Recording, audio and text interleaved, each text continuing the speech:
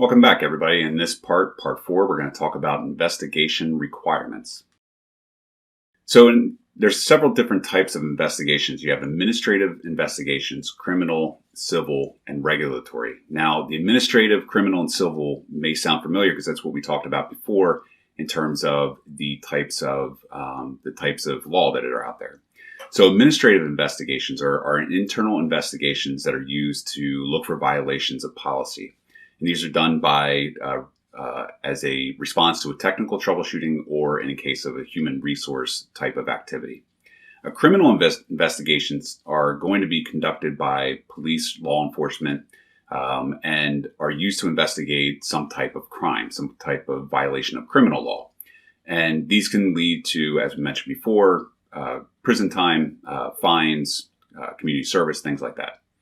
And then civil investigations don't necessarily involve law enforcement and require that the evidence only be demonstrated that the outcome of the case is not in doubt, as opposed to a criminal investigation where you need to have a beyond reasonable doubt type of standard.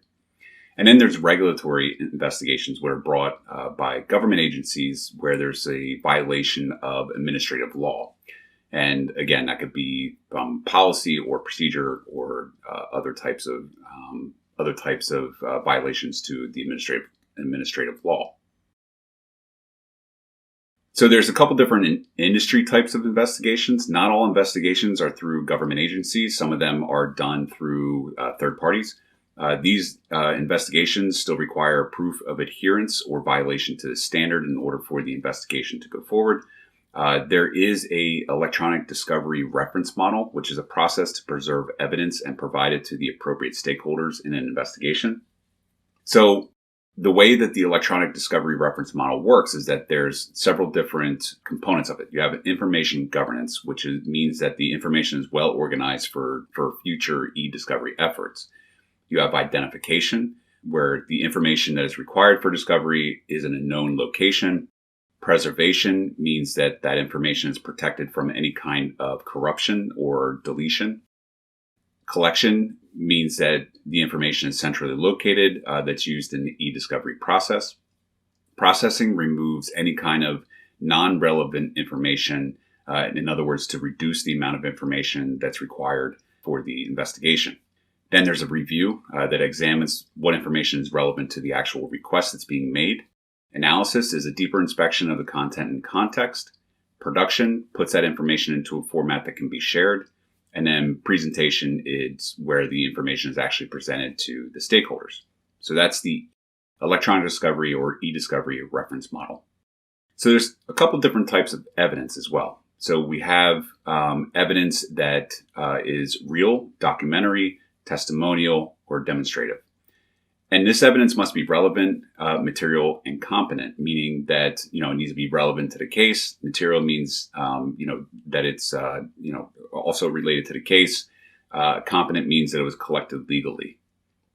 So real evidence, that's any evidence that can be brought into a court of law. It's typically considered physical evidence.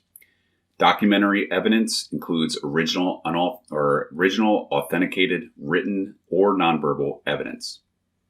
Testimonial is verbal evidence that has been provided in court or in a recorded or written testimony. And then demonstrative evidence is used in support of testimony, which helps the witness to explain an issue. So when we're talking about evidence, we also need to consider the chain of custody. And what this means is that the evidence has been handled correctly throughout its not just discovery, but collection all the way up to the court. So this includes all the people that may touch that evidence in the course of its life. So the police, the technicians, the lawyers, potentially even some of the witnesses.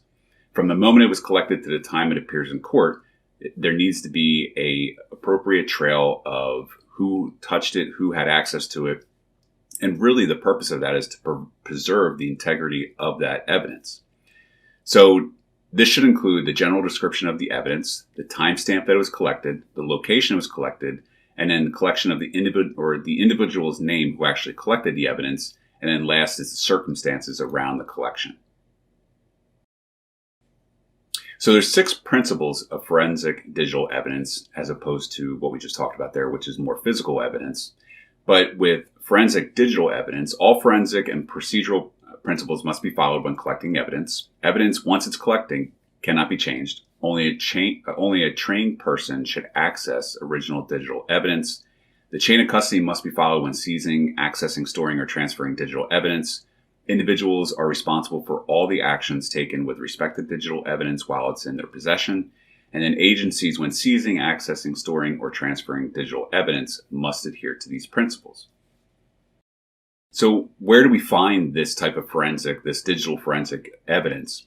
It could be in media, which is recovered from files, live analysis, static analysis, and forensic images. It could be found on the network through activity logs, IDS, IPS, which are intrusion detection, intrusion prevention systems, or from flow log information, packet capture, firewall information. Could be collected in memory, which can be collected from a memory dump without altering the contents of the memory. It could be found in the software, reviewing the log files from the application, the web server, database servers, looking for any kind of indication that there was something that happened.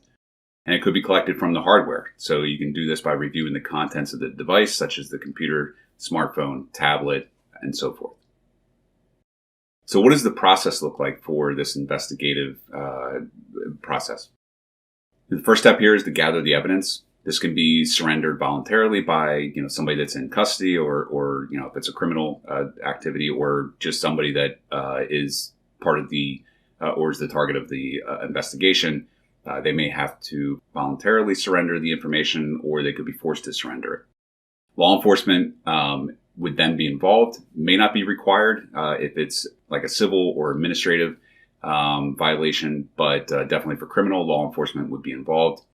A investigation would be conducted. This would be using the appropriate techniques that we talked about. Individuals that are part of the investigation would then be interviewed. Then there's a data integrity and retention stage where the chain of custody comes into play. You collect the evidence, and you need to make sure that you maintain the integrity of the evidence that's being collected. And then last point is the reporting and documenting, which is a final report that discusses the goals, the procedures for collection of the evidence, and the results of the investigation. And with that, hope you enjoyed that, and I look forward to talking to you again. Thank you.